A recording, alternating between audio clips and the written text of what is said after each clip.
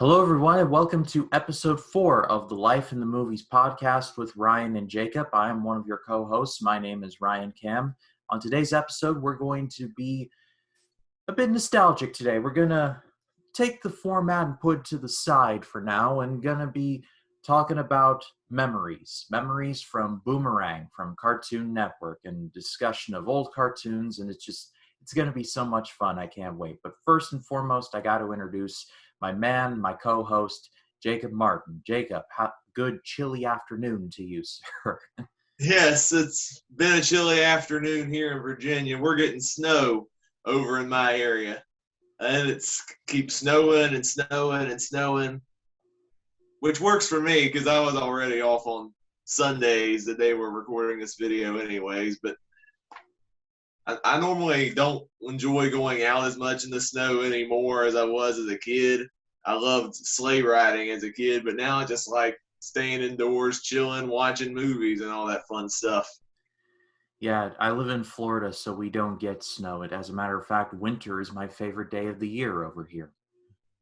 Oh, yeah, that's, I guess, one of the downsides to being in Florida is you don't get to see all the beautiful snow. Yeah, But I guess you have your advantages because how cold does it usually get during the winter months in Florida? I know this past Christmas, the lowest it got was about high 40s.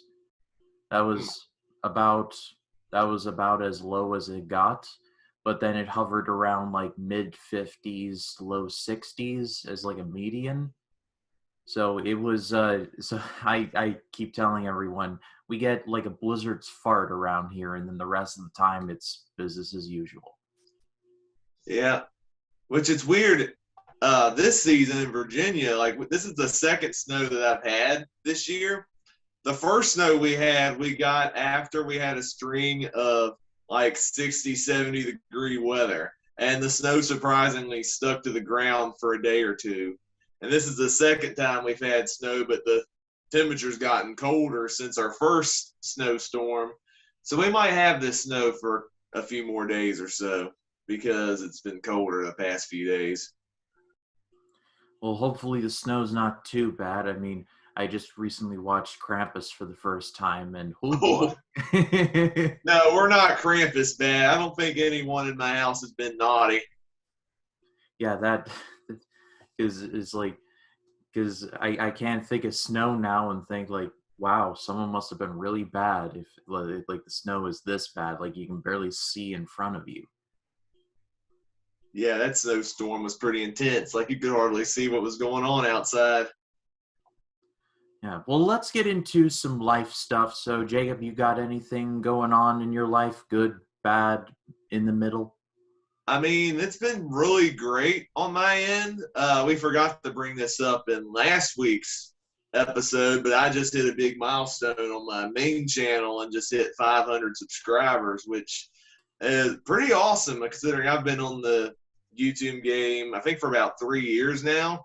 So I never expected to be anywhere close to 500 subscribers when I started. I just started my channel as like a hobby just for fun. So to actually have a small community and have it, growing and growing over the years and getting to a good milestone like 500, it's actually pretty good. Yeah, I've been doing this for, I think, 5-ish years, and I haven't even hit 200 yet. So, but this isn't like me being jealous or anything. Far from it. I am incredibly happy for you. You do deserve it. You put out great videos, and I'm not just saying that to butter you up. I mean that seriously. So congratulations to you, Jacob. Please do subscribe to him if you haven't. I'll put both of his channels in the description of this video, both his movie channel and his reading channel, which, speaking of which, how's the Michael J. Fox book going? That book is great. I actually just finished it a couple days ago, and reading that book made me appreciate Michael J. Fox all the more, not just as an actor, but as a human being. See, I wasn't as familiar with what Parkinson's disease actually was before reading the book. I just knew it by name. And so he goes into great detail into explaining about what Parkinson's disease does to the body, how it affects the arms and the hands and how he gets a lot of tremors in those, and it messes, in different functions of the brain. And when reading it, you can see how that affected his acting career going into the 90s and up till today. But I love the guy's optimism that he had, even in spite of all this, even with the disease that he has and he still has. He became a better person afterward. Like, he overcame like a really bad drinking addiction. He's much happier now with his family. And after he ultimately came public with the diagnosis, which was like 7 or 8 years after he first was diagnosed, was when he announced to the public that he had Parkinson's.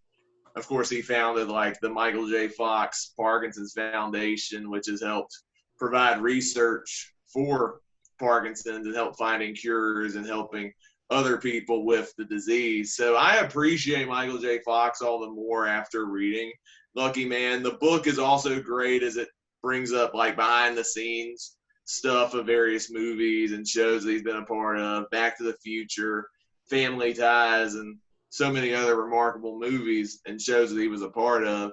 It was a great read, and I never really was into reading like autobiographies and memoirs and stuff like that. I'm like, these stories are too personal. I just feel a little uncomfortable diving into that stuff. But a subscriber recommended it. Michael J. Fox is the guy's favorite actor. The subscriber's name is Mike, who has a channel called Did You See That? Which I'm sure you'll leave a link in the description below, because he is such a big Michael J. Fox fan and Back to the Future fan in general. And he's like, you got to check out this book. It is amazing. And I highly recommend the book as well. Easily one of the best reads I've read in a while. So, what do you got up next? What's next on the reading list? I'm doing Harry Potter and the Chamber of Secrets. I just did Sorcerer's Stone. Actually, I do like children's books in between like the chapter novel books. It's kind of like a transition between the two. Like, I've previously done How the Grinch Stole Christmas and If You Give a Mouse a Cookie, and I'm doing Cat in the Hat before I do Chamber of Secrets. I want to have a good little variety of reading stuff on my second channel. Oh, no, I totally get that. And back to the biographies thing. I actually, a year and a half ago, read Steve Jobs' autobiography by Walt Isaacson. The book is like this thick. Like, if you dropped it from a considerable height, you could like break like bones. Like, it's a thick book. But Steve Jobs led just an amazing life, creating Apple, being deposed from Apple, coming back to Apple after this whole next gen thing didn't go so well. And then like half the reason why we have stuff like this is because of him. So it was like learning about him was just so fascinating for me. Yeah, that seems like an interesting read. He was also, I know, responsible for helping Pixar become a thing as well. He was a very early investor, and he basically funded the company until Disney picked it up. So without Steve Jobs, Pixar probably, I wouldn't say Pixar wouldn't exist, but it wouldn't be as big a deal as it is now. So we do owe him for that. Yeah. All right, so let's talk about some stuff that we're watching right now. I see on your channel, I believe your Donner series is continuing. Is that right? Or no, wait, actually, rewind that. You're actually starting up the Summer of Hanks. Am I right? The Summer of Hanks. I'm glad you brought that up. That's an announcement I just recently made on my channel, where this summer, this is inspired by the same guy, Mike, who is currently going through a series on his channel where he's doing a bunch of Michael J. Fox movies on this channel. I did a collab with Michael there as well. I don't know if the video has dropped yet, but I did a collab with Mike, a special shout out again, on the movie Casualties of War, which was a movie Michael J. Fox did in the 80s, directed by Brian De Palma, starring him and Sean Penn, which is a very brutal and intense movie, by the way, but still a compelling watch. But back to Tom Hanks. Tom Hanks, I would say, is my favorite actor of all time. And I wanted to do a series where I review as many Tom Hanks movies as I possibly can and do a bunch of collabs on my channel with a bunch of the YouTubers that I've worked with and maybe some new faces as well.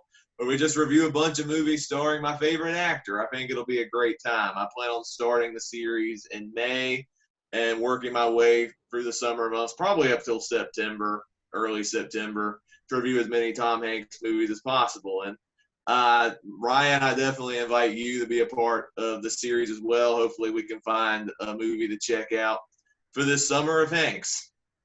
Preferably, I'd like to talk about a Tom Hanks movie that I haven't seen, but we'll talk about that off. We'll talk about that off screen. Okay. But thank you. I would definitely love to be a part of that. And talk about somebody in Tom Hanks who has just been, feels like he's been around forever. It's like he started in the early '80s, I think maybe a little before that, and he's still going strong. Like and he's just as beloved now as he ever has been. The man has genuine staying power. I remember when he got COVID, everyone was just like, "He's got COVID, no!" It's just like just everyone was just freaking out, and he would recover, thank the Lord. But just it shows to just how everybody loves them some Tam Hanks.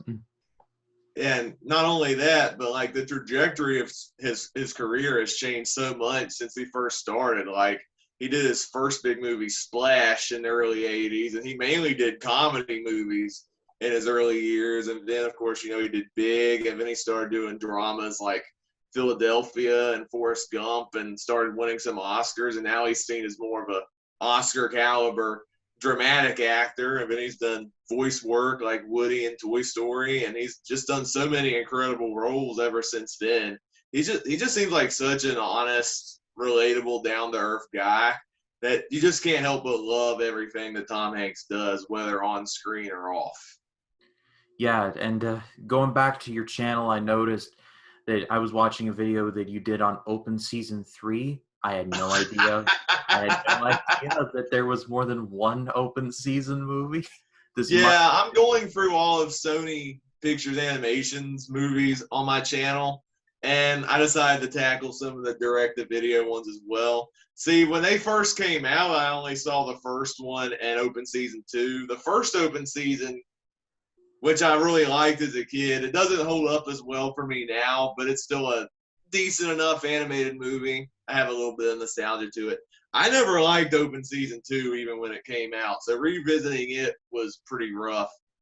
But Open Season 3 is on another level. It's, in my opinion, just as insufferably bad as the Emoji Movie. Like, the animation is poor, the voice acting is poor, the story is so bad. It really speaks to how far Sony Animation has come from directing Open Season 2 and 3 and the Emoji Movie to Into the Spider-Verse and the Mitchells versus the Machines. It really says how far they've come. It's like they've come in leaps and bounds. Yeah, they've definitely come a long way since then. Even in their early years, they did have some enjoyable films. I like Surf's Up.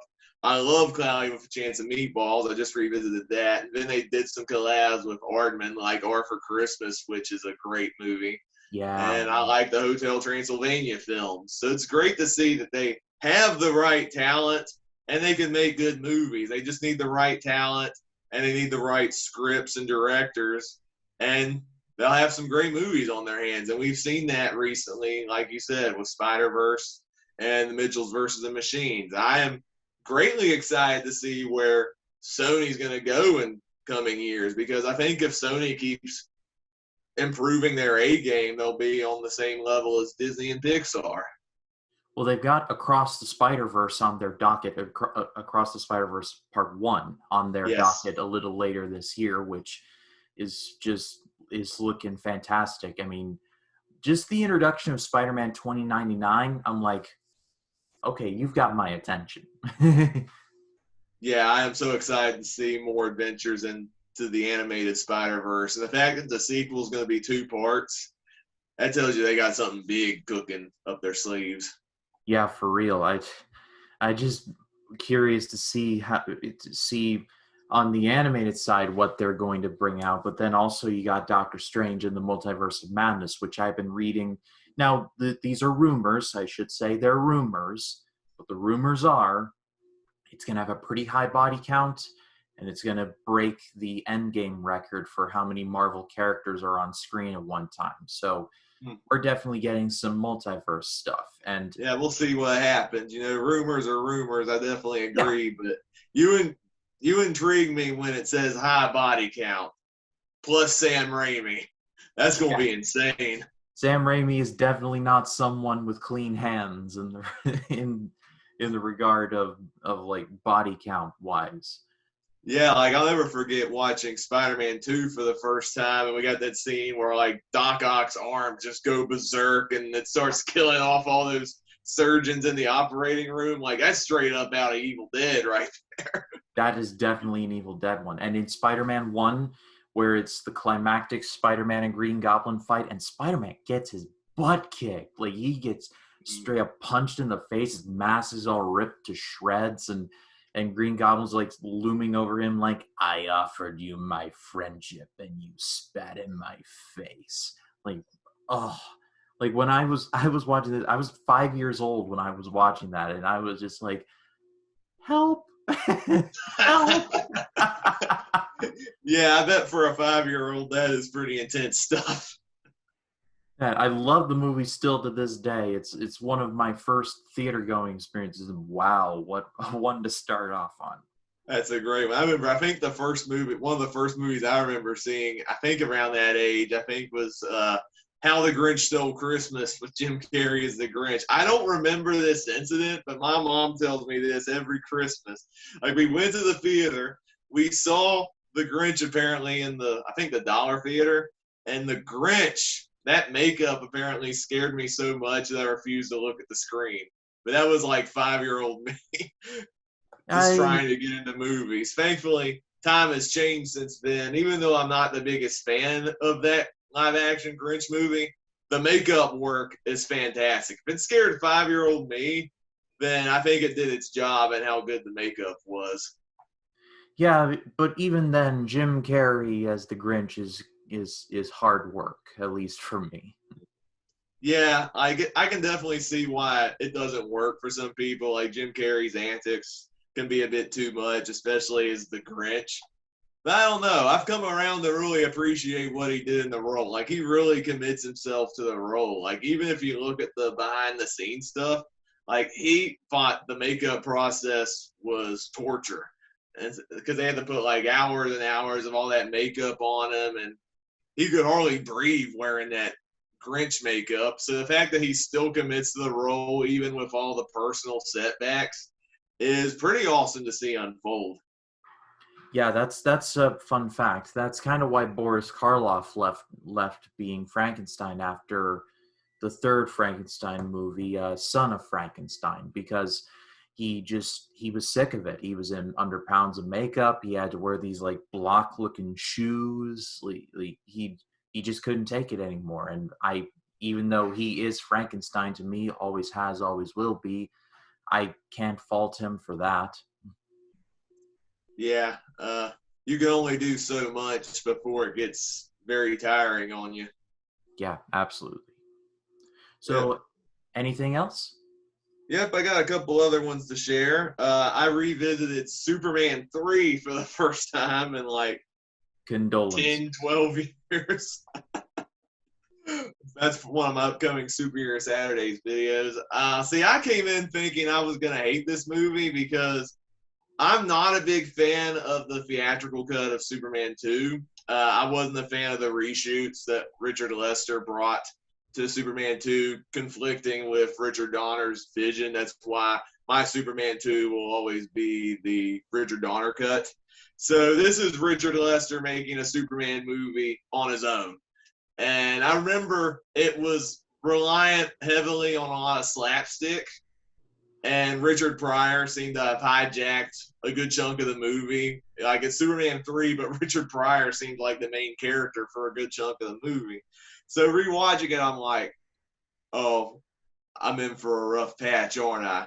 But strangely enough, I kind of enjoyed Superman 3. If you look at it as like Superman the parody movie, the movie's actually a lot of fun.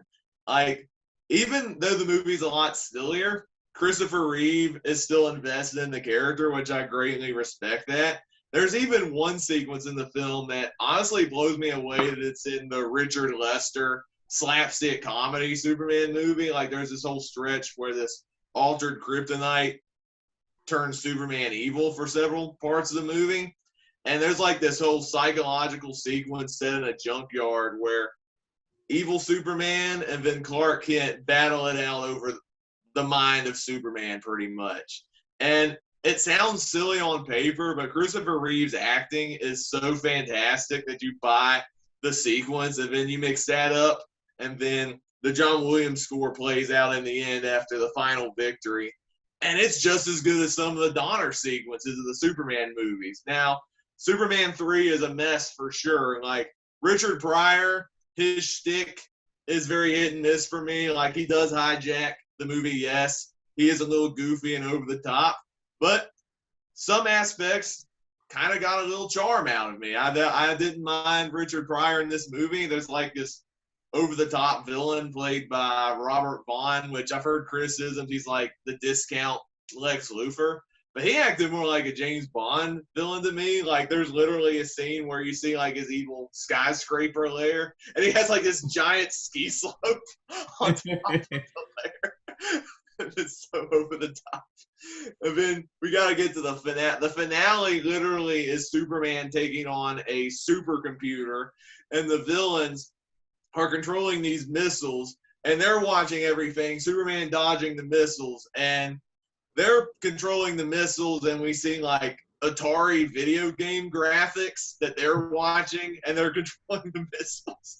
And then Superman takes down all the missiles. He kicks a missile and causes the other missiles to blow up, almost like a video game cutscene. It just got so bonkers as it went along that, as silly as the movie is, I couldn't help but enjoy Superman 3, and I honestly enjoyed it over the theatrical cut of Superman 2. Like I said, if my Superman 2 is the Donner cuts, and that's still the better version of Superman 2, but if I want the Richard Lester Superman movie, it'll have to be Superman 3 for me, as hot of a take as that is. It's kind of like the Batman and Robin of the Superman franchise. Like, it's goofy, it's unapologetically campy, but I don't know, I can't help but enjoy a movie like this. Yeah, well, at least it's not Superman 4.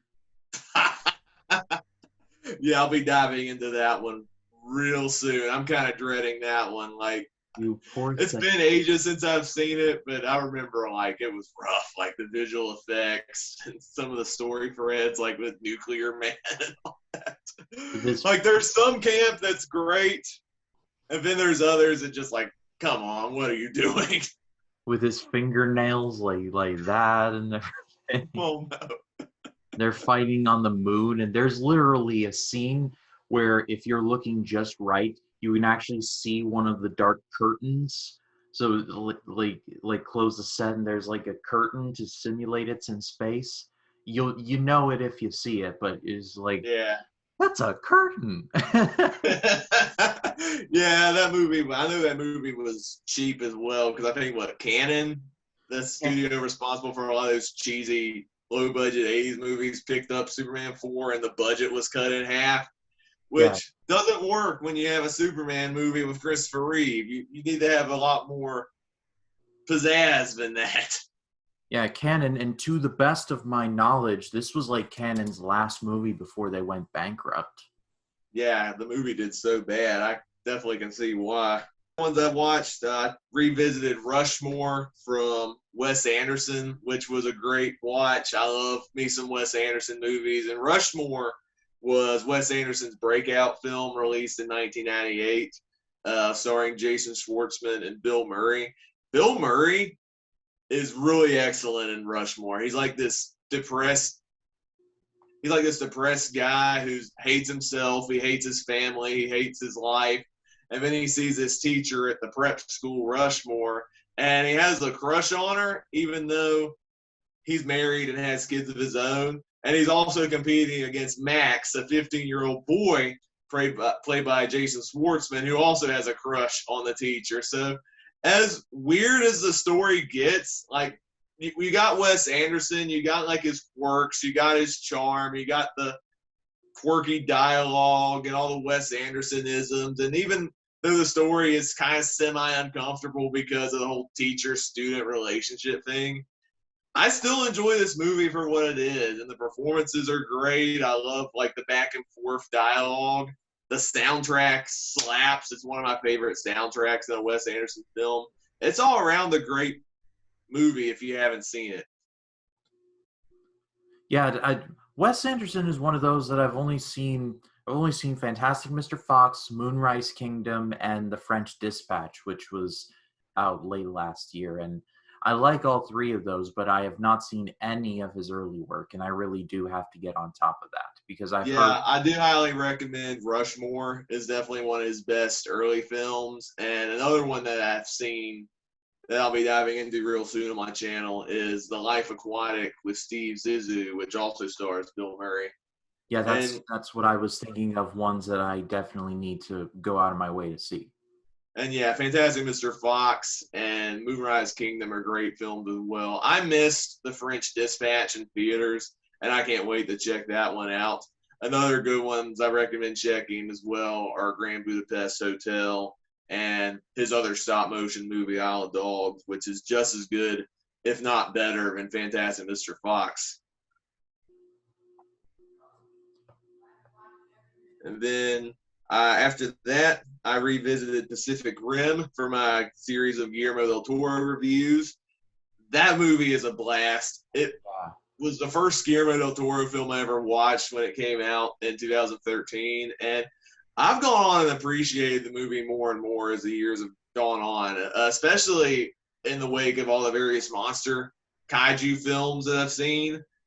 This movie is just great. Like the visual effects, how Guillermo constructed like the kaiju and the Jaegers in this movie. There's just so many creative visual sequences in this movie. Sure, the characters aren't anything to write home about, well, except Idris Elba. I love him. Today we are kids in a new apocalypse. Excellent. Aside from Idris Elba, the other characters are kind of flat, in my opinion, but I don't know. This movie's awesome. I hate that the sequel exists because the sequel is so disappointing. My God. What they do to Charlie Day in that movie is just horrible. But the first movie is such a blast, and I love revisiting that one. Honestly, the first time I saw Pacific Rim in theaters was like the worst theatrical experience of my life. Like, I saw this at our Dollar Theater, and we got there just as the movie was about to start, and it was a packed house. And the only rows that was left was the front row. And I hate sitting in the front row, especially in a small room like in our Dollar Theater, where the screen isn't as big as like the IMAX or your main full dollar price theaters and stuff. And so not only that, so I had to sit down and watch the movie sitting up like this the whole time, which is really bad on my neck.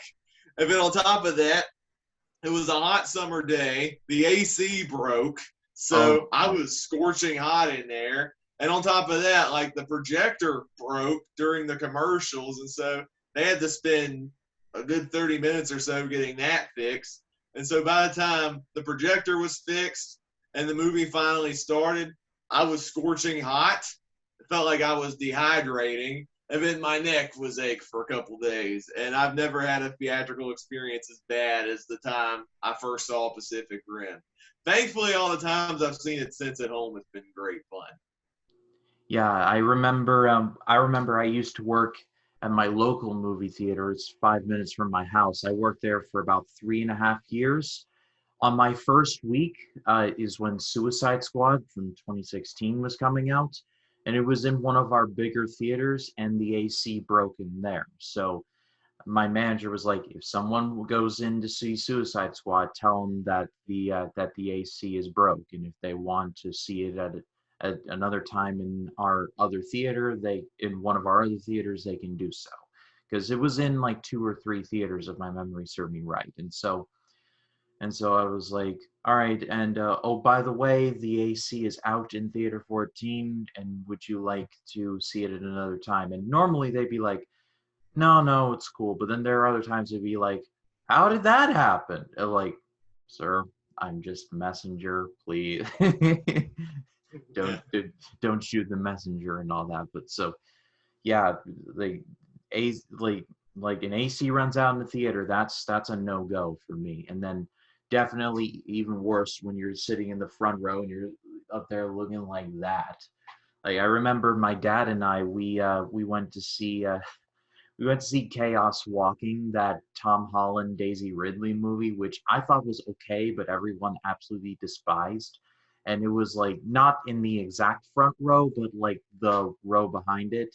Thankfully, we were in recliners, so it wasn't too bad. But if it were in like the regular seat, we'd be like looking up there like that. And like I liked Chaos Walking. I thought it was just okay, but not enough to want to sit with in the neck breaker section looking up like that. Yeah.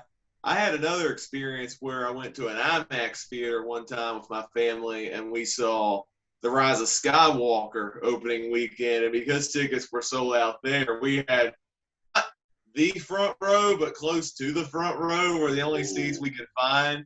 Thankfully, those seats had recliners, so it wasn't as painful as the Pacific Rim showing.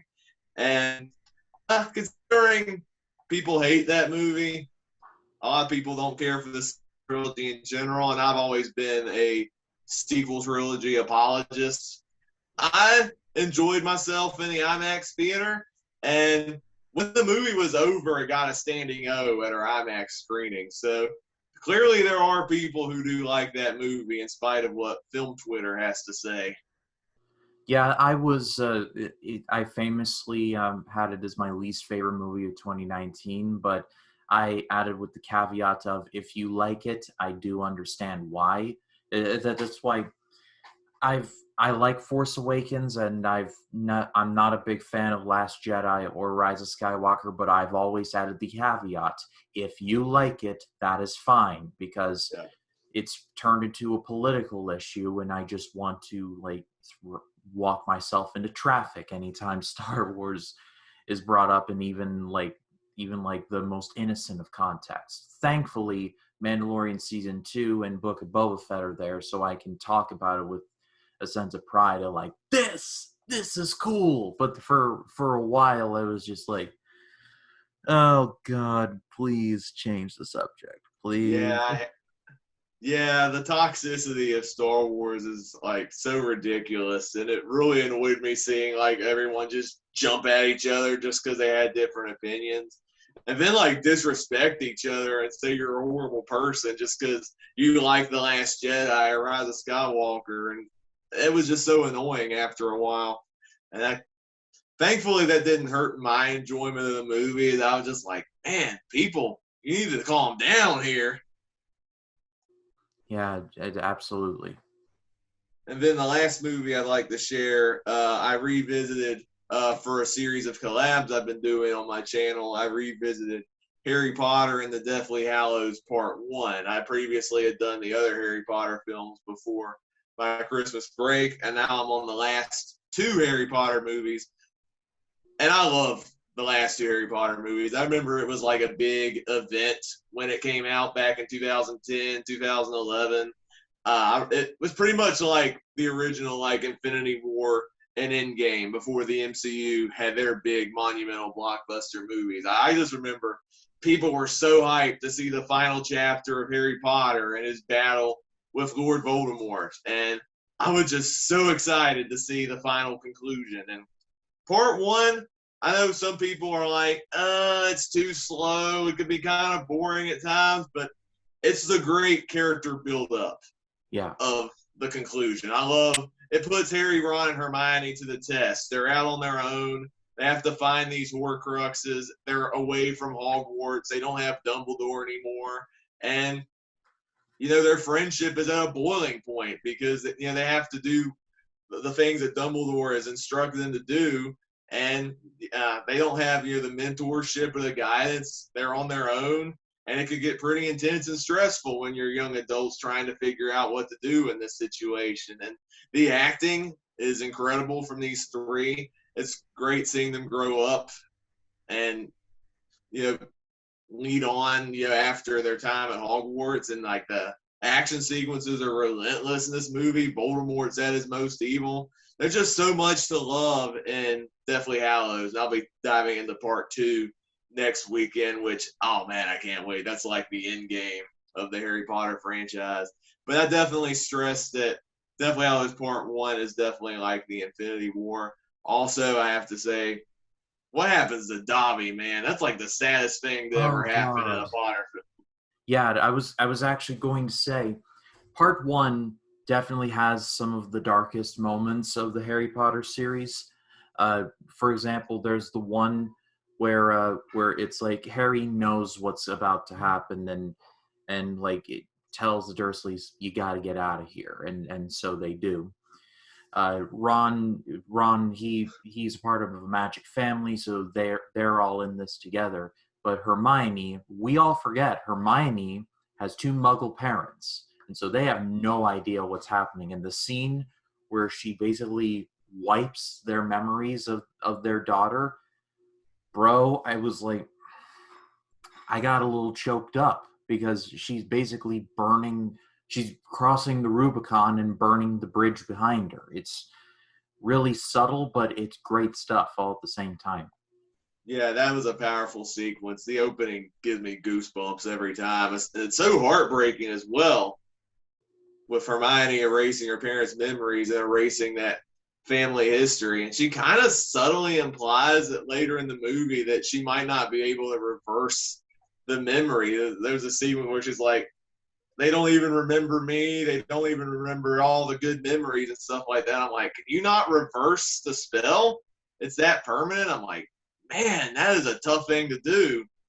Yeah, it's brutal stuff. And like you said, the Dobby moment, really, the whole Bellatrix thing where she's like torturing Hermione, writes the mudblood on her arm. Yeah, that's intense right there. And Dobby, even before that, is like, Dobby is a free elf. Like, I used to think you're annoying, but now in this moment, you are amazing. Go get him.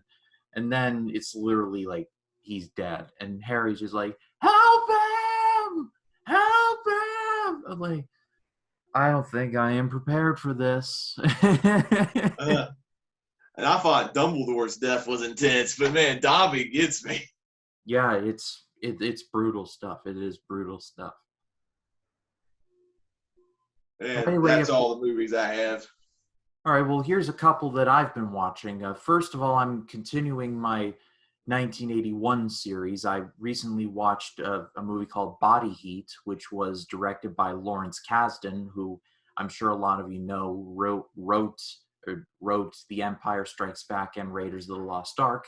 You know, those 2 small indie movies that no one's ever heard of.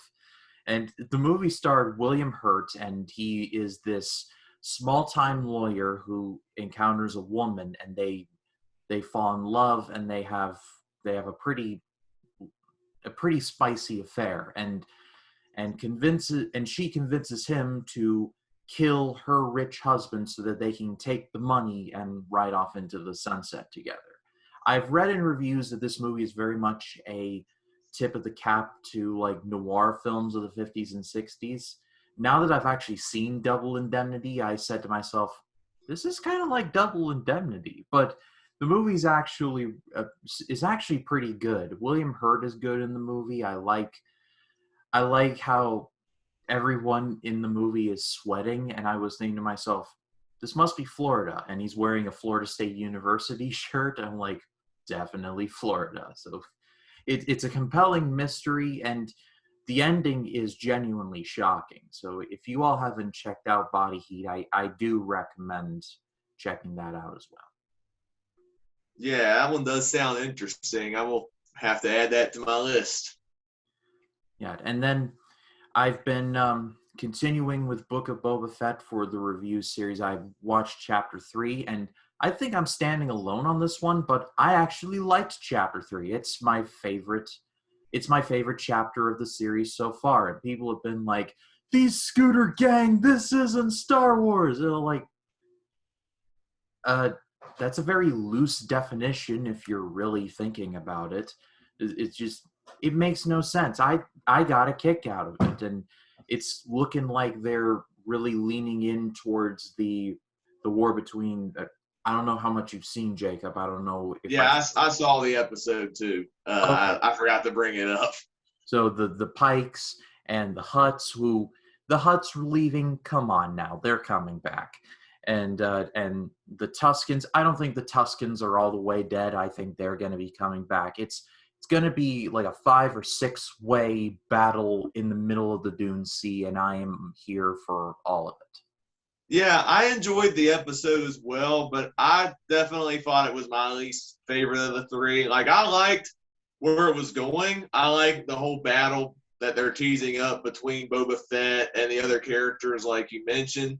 The flashback where we see the Tuscans massacred was easily the standout sequence of the episode. Like, the score in that sequence was so haunting, and it definitely stayed in my brain for several days because it was that good of a scene. However, I haven't been sold by the scooter gang. It just seemed like a bit distracting considering it's Boba Fett, and we got like this scooter biker gang that just randomly shows up in this episode. And it kind of clashes tonally, in my opinion. They might win me over in subsequent episodes, but as of now, I don't know if I'm going to get into these characters at all. Yeah, I think they're really cool. I like how they're implying that Boba Fett is trying to unite people. He's not raising a hand to anyone. He's trying to level with people, and even from the crime lords to like the lower tier people. Like, I like that. I like the spirit of that.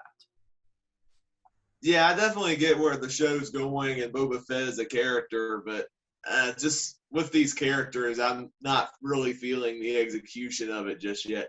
Although, as a fan of some of Robert Rodriguez's previous films, seeing Danny Trejo machete in Star Wars was pretty awesome. I will have to give it that as a Rancor trainer. Yeah, if there's one thing I've learned about Robert Rodriguez is that he loves him some machete. That is for sure.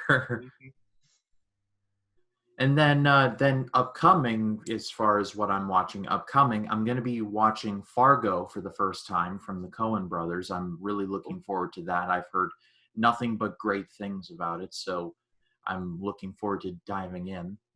Yeah, you're in for a treat. It's a good movie. Yeah, and I also watched The Tragedy of Macbeth on Apple TV Plus, and I can safely say that if you're not into Shakespeare, you're not going to like this. I'm kind of into Shakespeare on like a layman term level, but I don't know. I kind of dug this. I liked its style. I liked the black and white. I liked the cinematography.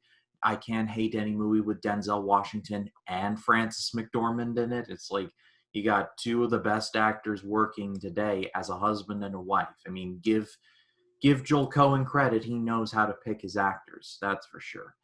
I can definitively say, and I will have a review of this on my channel, so definitely look out for that. But I can definitely say that if you're not into Shakespeare, you're probably not going to be into this, because even I had to look up the plot of Macbeth, and there were several times I was just like, what's happening?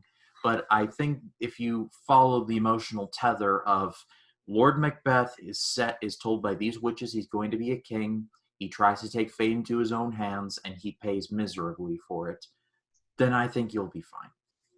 Yeah, like I think I mentioned this in one of our first episode, the January preview, that I'm not a big Shakespeare guy, so this didn't interest me in the slightest. Although I do acknowledge that this is probably going to be a serious awards contender, and if you're into this kind of stuff, then I think you'll love the movie. It's just not going to be one for me personally, and I have no like real rush to see the new Macbeth movie. I tried seeing I actually did watch the Orson Welles version that came out in like 1948, and I thought it was utter snooze. Like, I think even I had to look up the plot to figure out what was going on because I couldn't get into the story as much as the performances were great, and even the cinematography was really good in that movie as well. So I don't know. Macbeth is one of those stories. It's probably not for me personally. I actually prefer the Shakespeare stories where they kind of do like a unique twist on the Shakespeare story, like with West Side Story for Romeo and Juliet and The Lion King for Hamlet. Those are the ones I tend to gravitate towards, is when they do a creative spin on the story. Yeah. But your traditional ones just they put me to sleep. Or Baz Luhrmann's Romeo and Juliet from the mid Oh '90s. no! They played that my freshman year in high school when we were reading Romeo and Juliet, and they had like shootouts, all those crazy things. Yet they're still speaking the Shakespearean dialogue. I was like, "What is this crap?"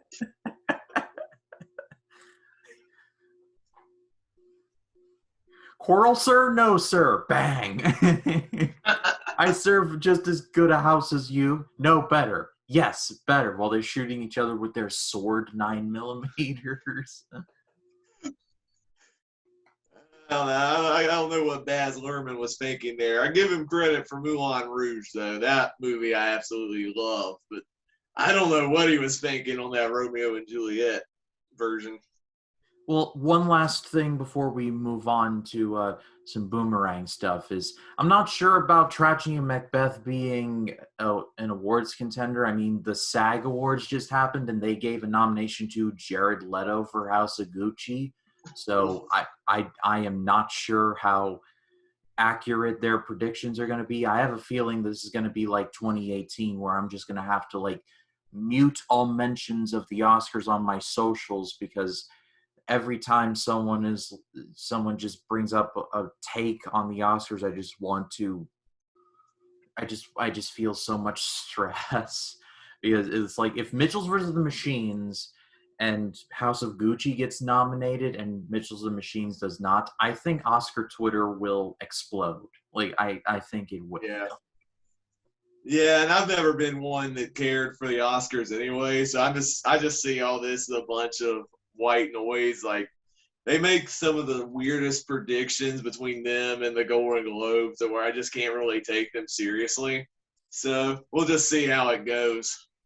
Yeah, I remember it was 2018. It was like Bohemian Rhapsody was nominated, Black Panther was nominated. I was like, this is craziness, and I just had to like tune myself out of it completely because I never really cared about it either. But I follow several film critics on Twitter, and they were ranting about it, and I just was like, I can't be on here anymore. So I'll never forget when everyone was upset the Green Book won, and I didn't watch the movie until after the movie won several months later, and I'm like, this movie's fine. It's not Best Picture quality, but the movie's fine. I don't really get the hate for it.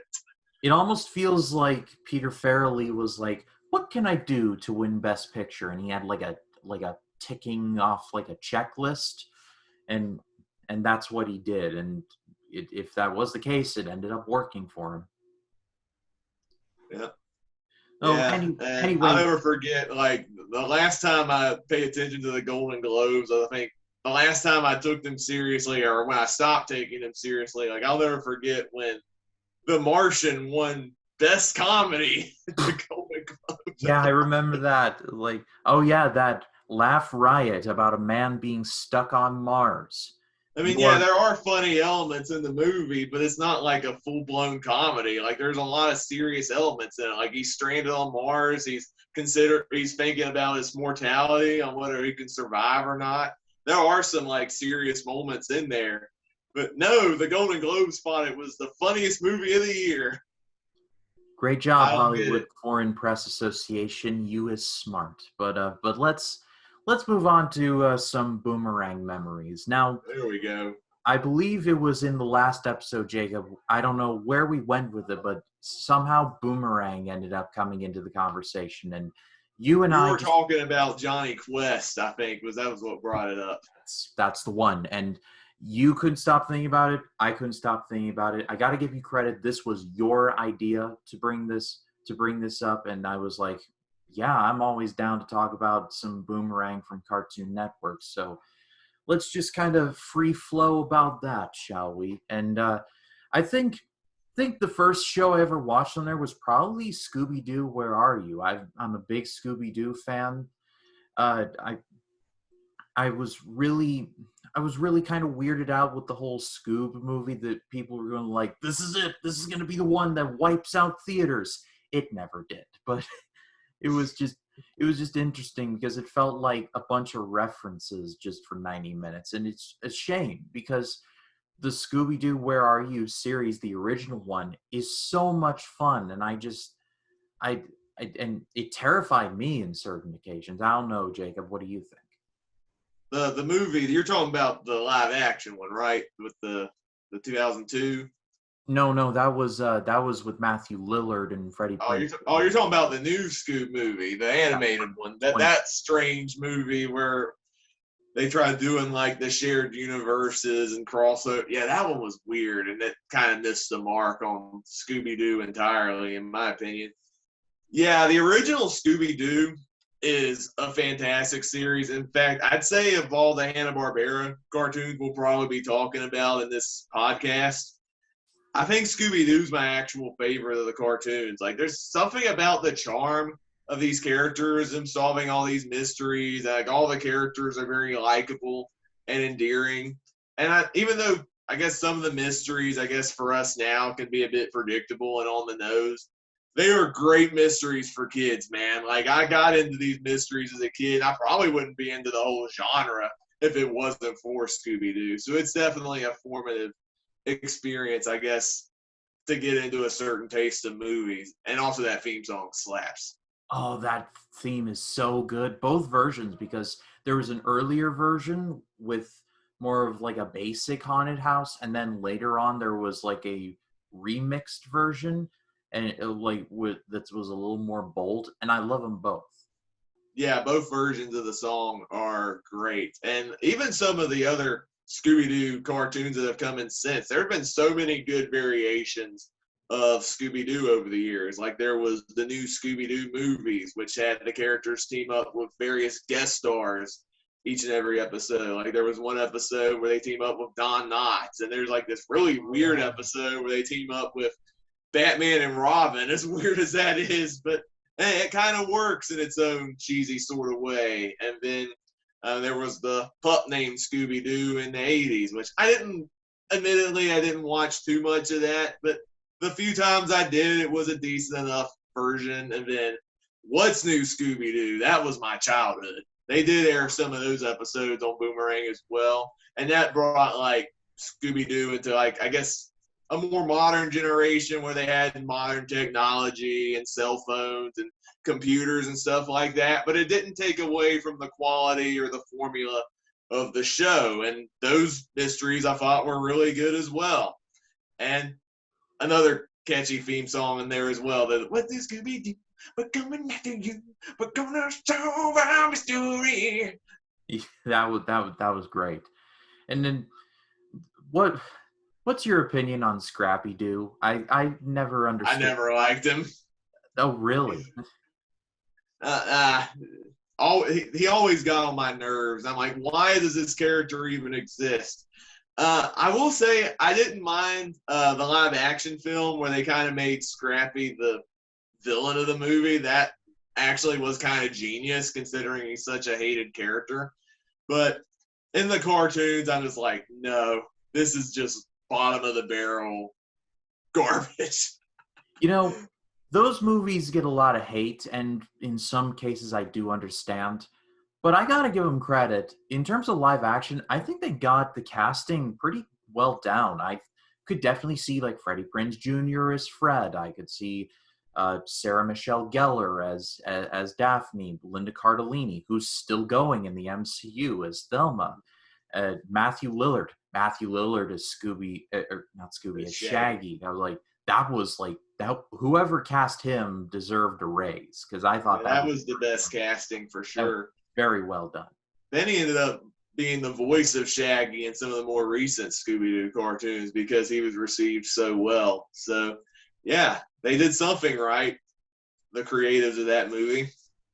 And in that Scoob movie, the villain of that was Dick Dastardly and Muttley. And I wanted to see Dick Dastardly and Muttley in a movie, but not as the villains to Scooby Doo, because I felt like they needed a bunch of Hanna-Barbera references, and they were like, here's some Hanna-Barbera stuff with like no context of who were they fighting, who were their nemesis were. And I know I sound really nerdy at this particular moment in time, but this stuff matters.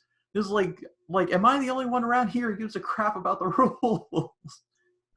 Yeah, like it was such a strange movie in general. Like I didn't even know who the Blue Falcon was. And I'm like, what is this character? Why is Mark Wahlberg voicing this guy? Well, the Blue Falcon had his own show, I believe. I'd have to look it up later, but he definitely had his own show, and so I definitely recognized him. I just can't remember if he was one of the Galaxy Trio or if it was something else. But as far as Boomerang goes, Scooby-Doo was like my kind of gateway drug into it, but then my dad introduced me to Johnny Quest, which we did allude to in the last episode, Yes. and Johnny Quest is just so much fun. Like even the new Adventures of Johnny Quest that came out in the mid-90s, CGI is really bad, but I do like where they took the characters. They added Race Bannon's daughter, which I thought was a pretty nice touch. And I don't know. I just Robert Patrick was the voice of Race Bannon in there, and I don't know. But it will never replace OG Johnny Quest, because OG Johnny Quest is fantastic.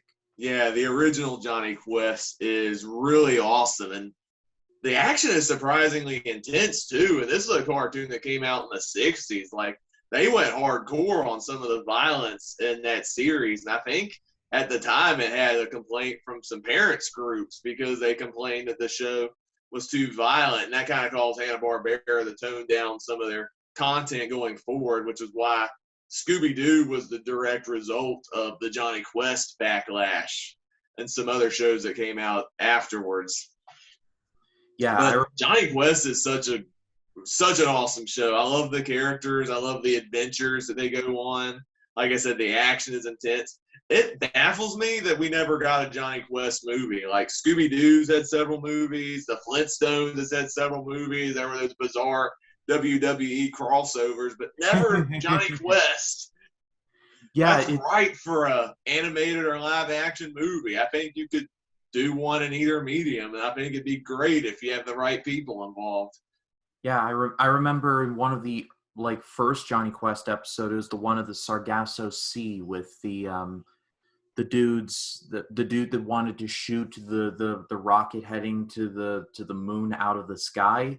I believe that's right, and they were operating out of the Sargasso Sea, and they were like these lizard people, and Race and Johnny end up getting captured, and they're like, and I'm going to shoot the rocket out of the sky. Now lock him up. And Race gets free. He shoulder barges one, launches for one, and then the dude just takes the butt of a gun and just hits him in the back of the head with it. And it's off screen, but it's definitely implied. And I was just like, oh my God, what kind of show is this? And then there were several Johnny Quest villains that did not exactly meet a very happy ending. I believe there was one who was a minion of Dr. Zinn, and one of my favorite Ben Quest lines was, "Well, he's certainly made his last blunder for Dr. Zinn." Yeah, it's been forever since I've seen Johnny Quest. I just remember like bits and fragments in there, but I remember it being pretty cool, especially on an action level. You know, I was thinking about this earlier today, and I'm not really a stickler for like PC kind of stuff. I just acknowledge that, hey, it was of the time and we should try and do better, and I think we're trying to do that. But what are your thoughts on Haji? I don't think Haji?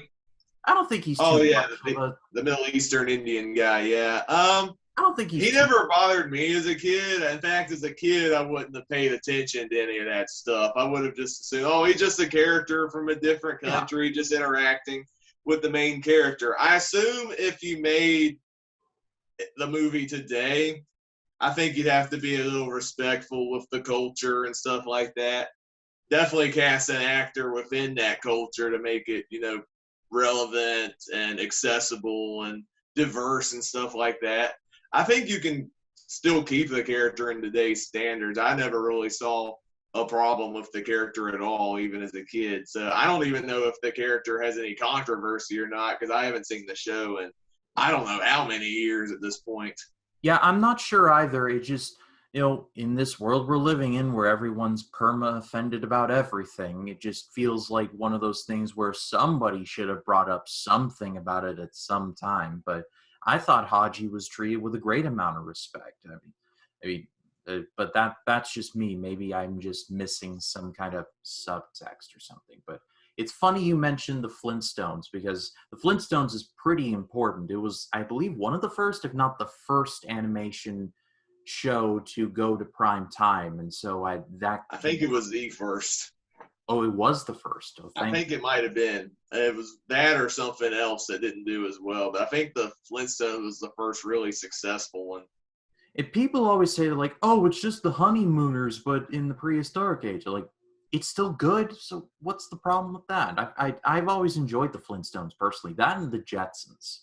Yeah, both of those shows are great. And I think the first time I ever found Boomerang, I think Boomerang did a whole marathon of all of the Flintstones episodes. I caught it on TV and saw a bunch of episodes that day, and I'm like, hey, this Boomerang channel sounds really cool. And I was a sucker for that channel for quite a few years of my childhood. So the Flintstones is such a great series. Strangely, I have never seen a single episode of the Honeymooners, so I can't make any comparisons between the two shows. But the Flintstones, go ahead. I've seen clips, and I can definitely see where certain comparisons can be made, especially like Fred and Barney are definitely like Norton and shoot, I just forgot Jackie Gleason's character's name. But I could definitely see how comparisons could be made, but at the same time, I think it's all relative. So like I said, I've always loved the Flintstones. I love the animation. I love how lived in the prehistoric world feels. I love how, like, if there's an animal being used, like I believe if they're brushing their teeth, they use like this bird, and like the bird is like with the toothpaste in the hair is like, I went to college for this. It's like or something like that. I always just I love all those prehistoric creatures who make those snarky jokes whenever they were being used. This is the third time this week that this has happened. It's so great. And I love the series. I always thought the show was so creative and how they did like what was relevant in the 1960s, but do it in prehistoric times and do like a clever spin on what was popular then. And it was such a clever little show. I love the characters. Fred and Barney's buddy relationship was always probably my favorite aspect of the entire series. And it's crazy like how different the show became as it went along. Like I think the first couple seasons or so, they did some edgy stuff in some of the early seasons. Like I think there's this one episode where like Fred goes out to this nightclub or something and Wilma thinks that Fred's cheating on her, I think is the premise of the episode. I remember that. And I remember I was young. I was like, what's going on? I had so many questions. then like later on, once they had like Pebbles and then Bam Bam and all that, I think it kind of became more of a family-oriented show. And I think those were the episodes that I watched more when I was younger. And then later on, once we got Boomerang, I saw some of those episodes. I'm like, man, the show was different in the early seasons. Yeah, definitely some stuff that would not fly today. There were some very questionable Chinese accents. That's all I'm going to say. I have acknowledged it, and we're going to move on. The Jetsons, I don't know. I don't know how you feel about this, but I think the Jetsons in some cases is maybe a little better than the Flintstones. That might be a bit of a hot take, but I don't know. How do you feel? I've always really liked the Jetsons. I think I've always preferred the Flintstones. I think one that's a more iconic show, and I love those characters with all my heart. But the Jetsons comes really close. Like the futuristic setting of that series, I've always really liked. And I like the family of characters in that series. I'll just almost as equally as the Flintstones, even though it kind of has the formula of the Flintstones, like the situational, dysfunctional family, but in a space setting. But I like the space setting and I like the characters enough, and it's still a great watch all these years later. In fact, when I had COVID last year, I revisited the Jetsons movie for the first time in many, many years, which was a decent enough little watch. Not the best of the Jetsons or anything, but it still got its job done for what it set out to do. Yeah, I love the Jetsons, George and Jane and Elroy and all of them. Like it's Yeah. memories for me. But I love Mr. Spacely is probably my favorite character. I, Jetson! now that I'm like firmly in like the working world, I have met more than one Mr. Spacely. Like that was very much that was very much an like that was very accurate. That's all I'll say. And I won't name any names, but Yeah. definitely worked. Yeah, I would say the episode that's stuck with me the longest is the episode where Judy ends up getting to meet like her favorite pop star or whatever, and then like she and her dad end up singing that catchy little song. What? Jet Screamer?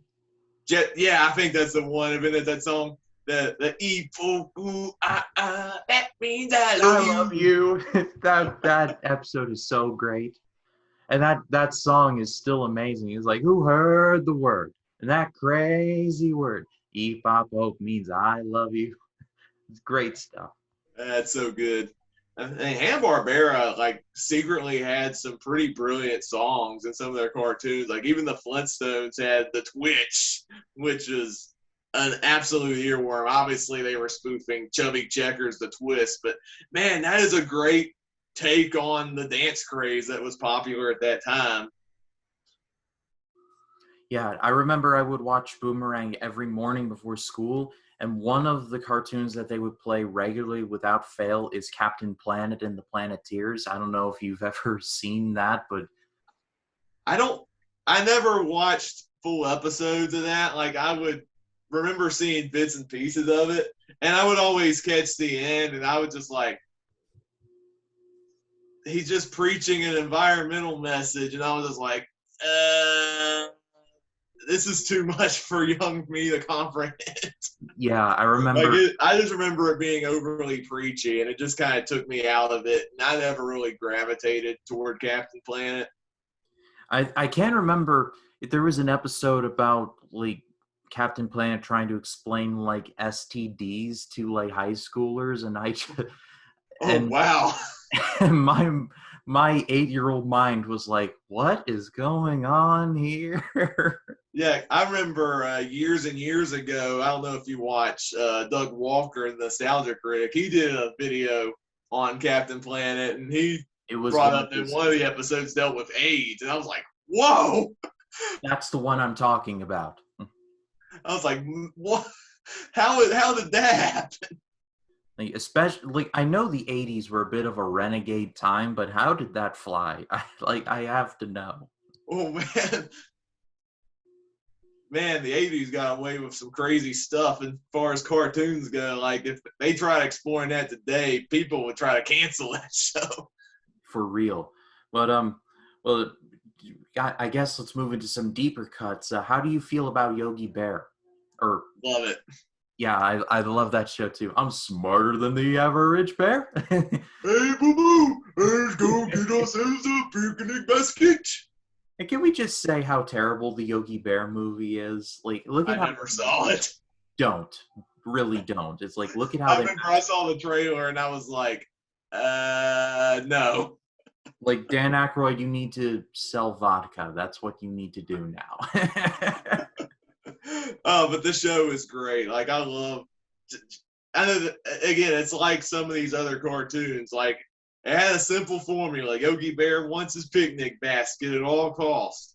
Yep. And it's great every time. Like, I don't know how many times they repeat that formula, but it's a great formula, and they did some creative ways with it, and I just loved the series as a kid. It was, I think, similar series that were around that time. It was that I really liked as a kid. There was Huckleberry Hound. That was actually one I was going to bring up next, because I remember he's like, "Oh my darling, oh my darling, oh my darling Clementine." Oh man, he was a lot of fun. And then Quick Draw McGraw, I enjoyed a lot as a kid. And then was Magilla Gorilla was I think the other one who was in the pet store and the little girl wanted to buy him, but she could never afford him because they always. How much was that gorilla? That must have been one pricey gorilla.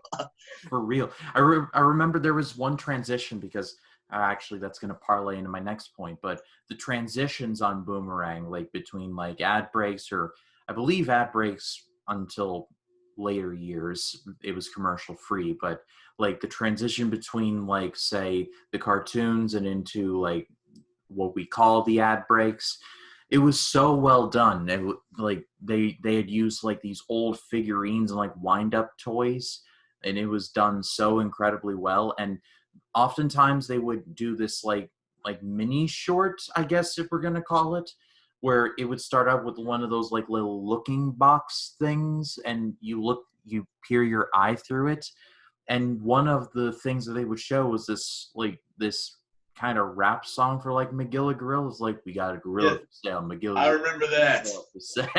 Oh, that was a bop. Every time they played that, I would vibe to that so much. And then I think there was another one where there was like this like hardcore rock version of the Yogi Bear theme. Do you remember that one? No, I don't think it was Yogi Bear. I think it was Jabberjaw. Jabberjaw. Yeah. I remember the Yogi Bear one a lot. Like it was like Yogi Bear. Oh, that's the one. It took me a minute. I do remember that. It was weird. It was really weird to have like a death metal version of the Yogi Bear song, but here it is. But yeah, I think I do. I barely remember Jabberjaw, but I think now that you bring it up, I think that was a song they played a lot during all those. And then I think they did some like shorts as well with some of the characters because they did this one a lot. Or I think maybe two. They were a couple with Quick Draw McGraw. I think one. I think they both involved Quick Draw McGraw and his El Kabong alter ego. Yeah, those are some interesting little shorts. I almost forgot about them until you were bringing them up. Yeah, the transitions and like the like ad breaks and bumps and stuff, that's something that Boomerang just did so incredibly well, especially like Boomer Action, where it felt like you were in a dance club every time, and the whole voice of "You are watching Boomer Action." It was so cool. There was so much effort put forth into it. It's sadly lacking nowadays. It makes me sad to think about.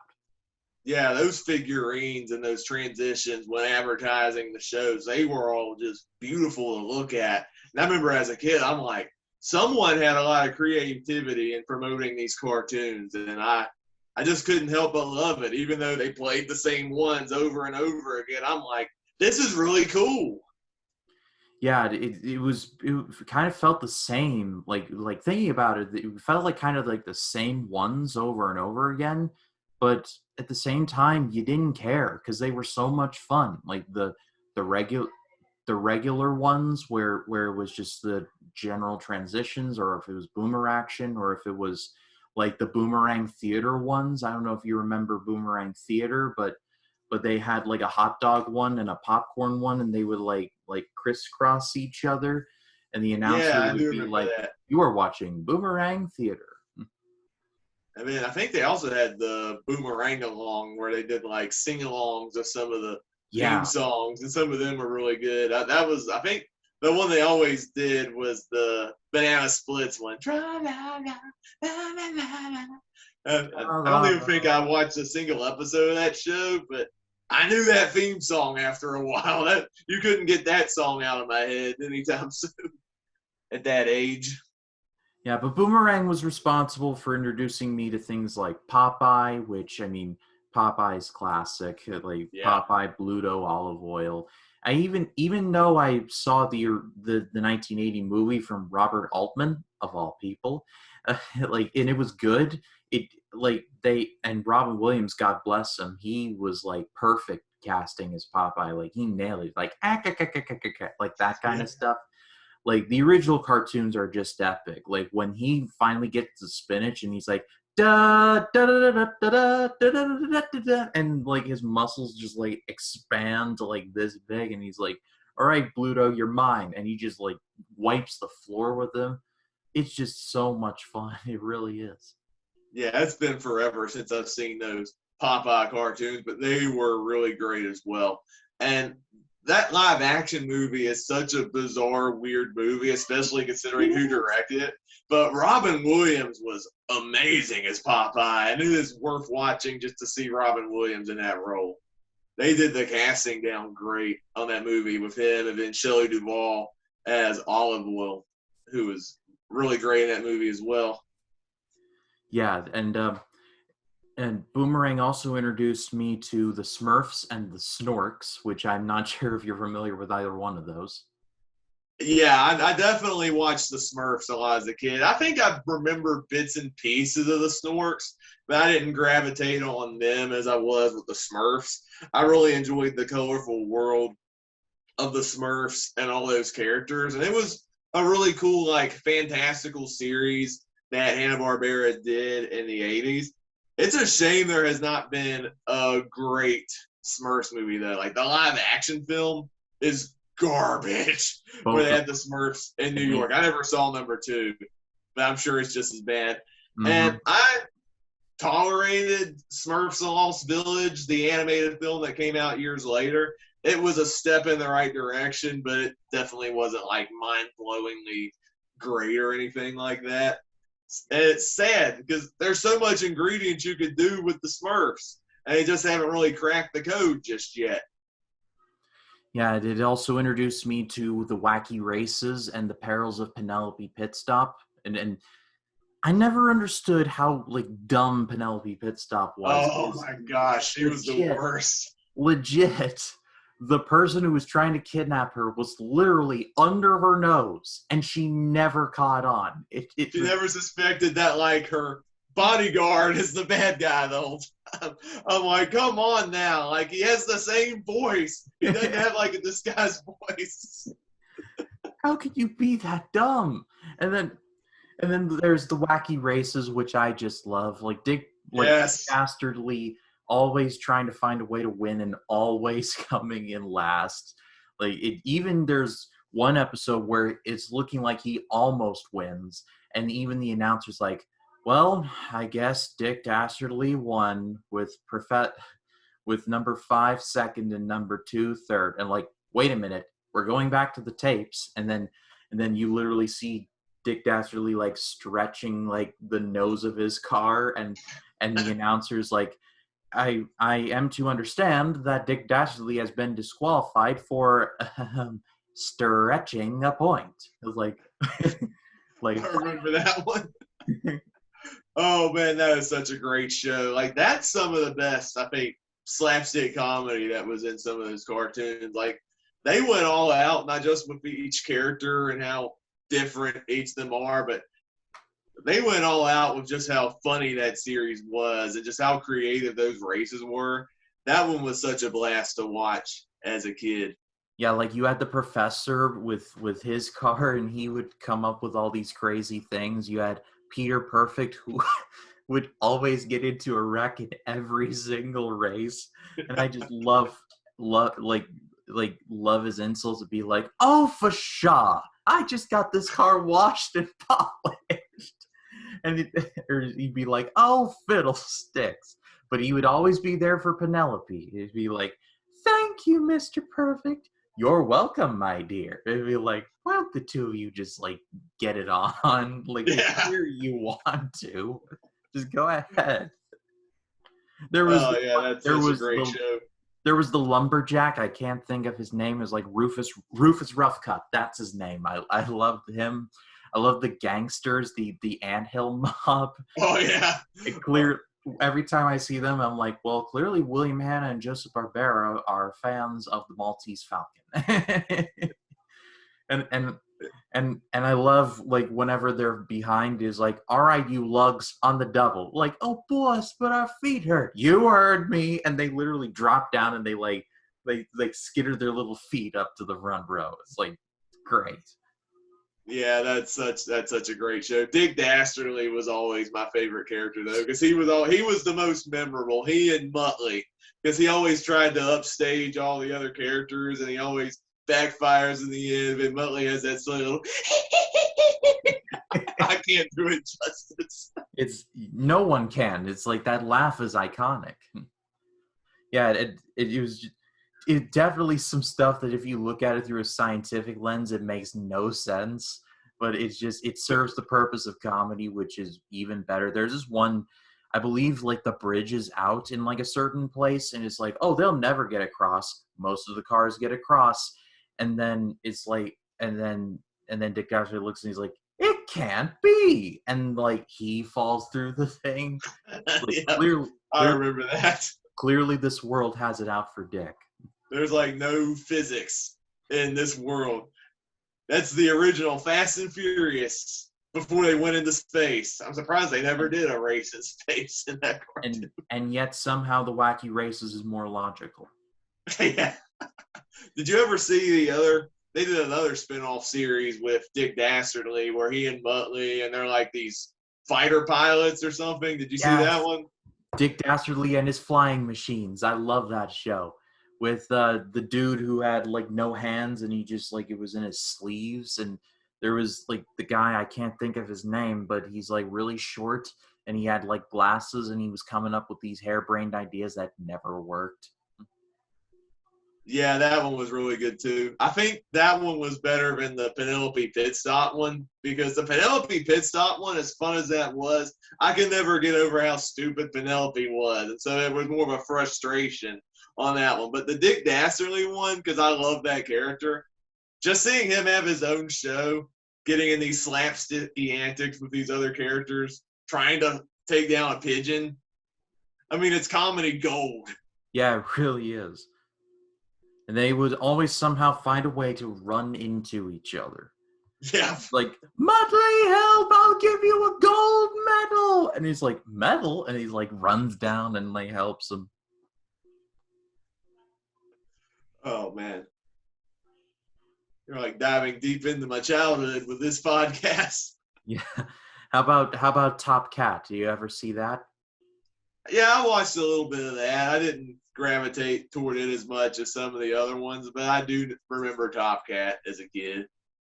Yeah, I remember watching him quite a bit, and I love him. I love his gang. They would always call him Boss. Like, they would never call him like Cat or Top or TC as the song suggested. They would always call him Boss for some reason. Yeah.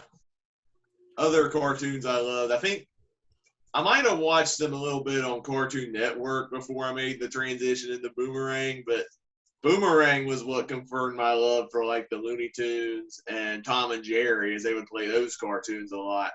Yeah, on the channel. Almost endlessly. I was actually looking up what's on their programming now, and it's pretty much just Looney Tunes and Tom and Jerry. So more things change, the more they stay the same, which I'm not trying to dog on Tom and Jerry. Tom and Jerry is just so much fun. They're the best. Even though Tom would probably lose all of his 9 lives, like it took place, like his tail chopped off and just, like brutal stuff, really. Yeah, the old Tom and Jerry cartoons, some of the cartoonish violence in that, some of it are just brutal. Like there's this one episode where they're doing like, I think a spoof on like the Three Musketeers and they're in Paris. And there's this one episode where it's strongly implied that Tom is sent to the guillotine. I'm like, yeah. Whoa! I know the one you're talking about. And the only response that could be mustered is the little, like, I believe his name is Nibbles. Nibbles saying, "Si, sera, sera." Like, don't you say that. Like, check on him. The cat just got decapitated, and that's all you can say? Life is such as life? Like, no, that's not appropriate.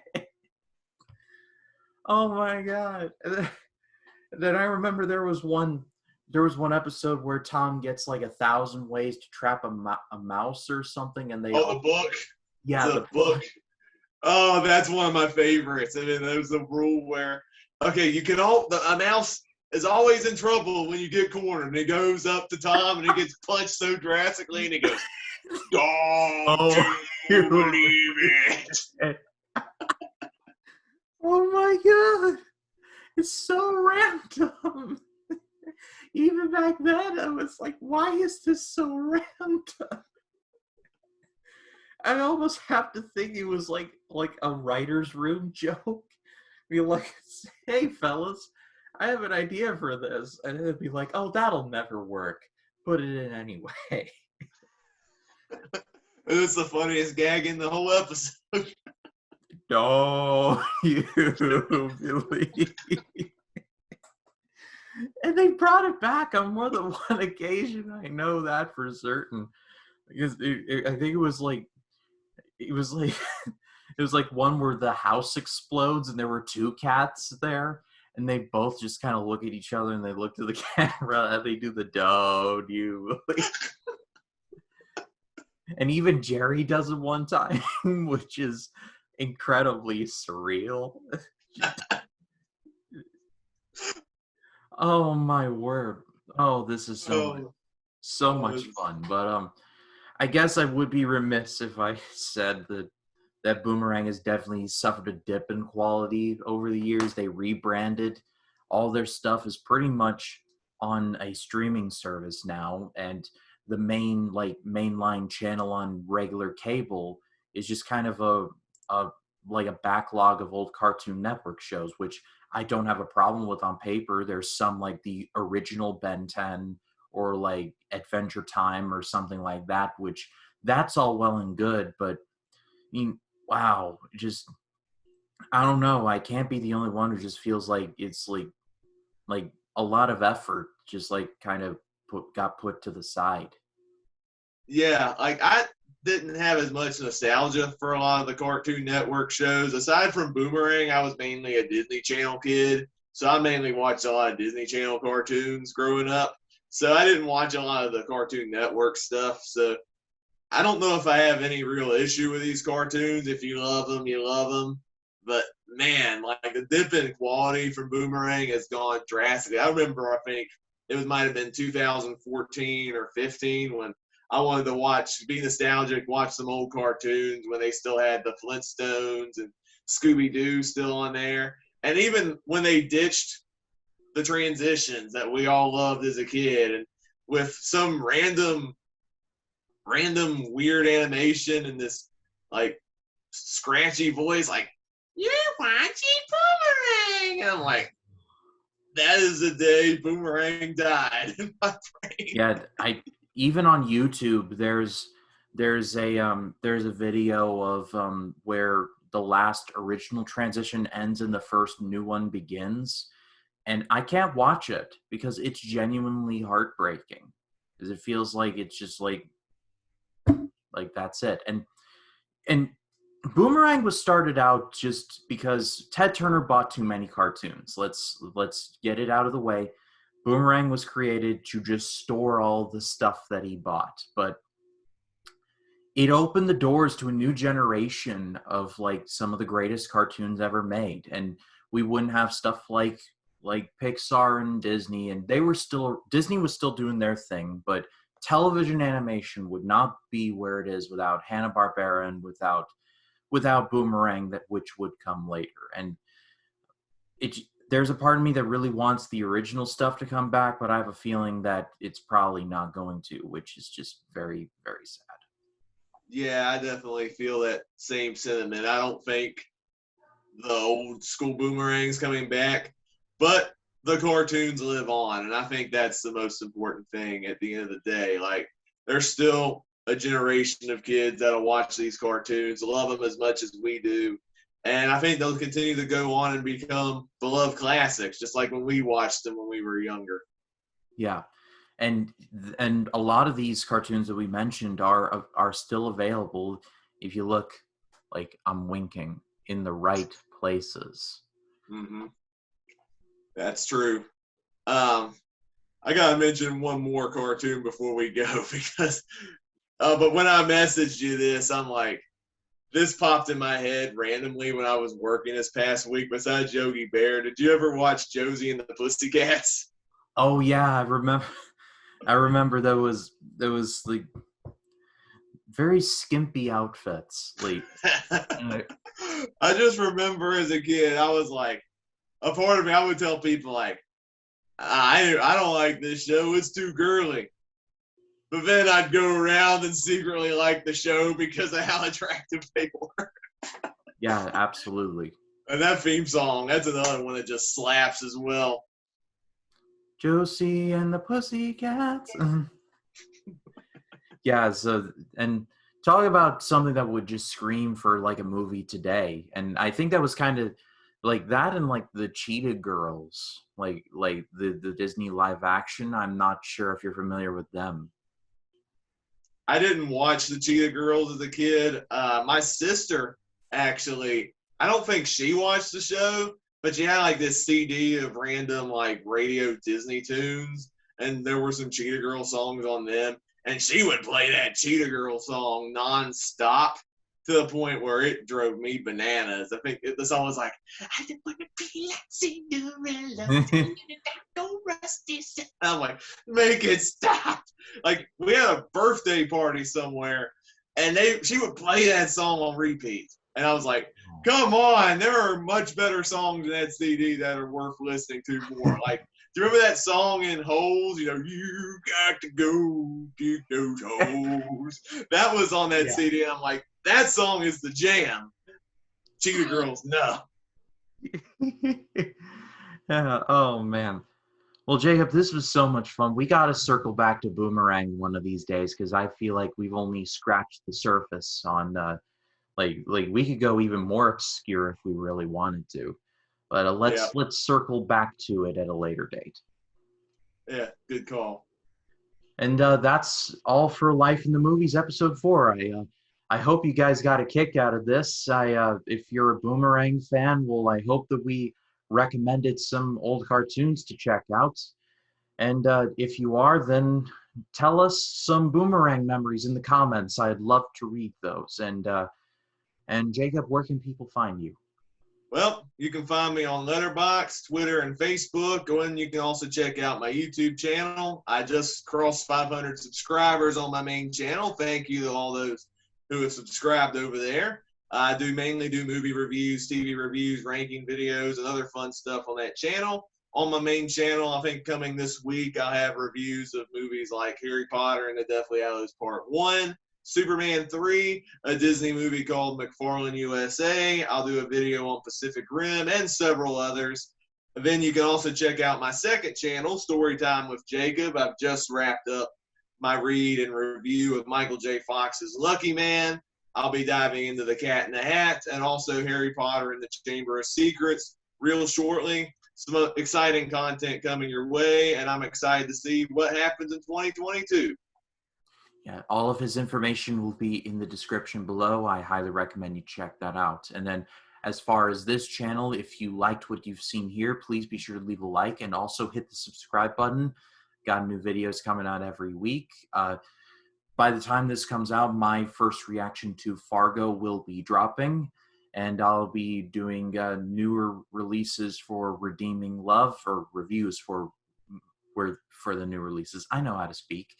For Redeeming Love and The King's Daughter, which finally is coming to my area. So be on the lookout for that. And thank you all so much for watching. That's Jacob Martin. My name is Ryan Cam, and we'll see you in the next one.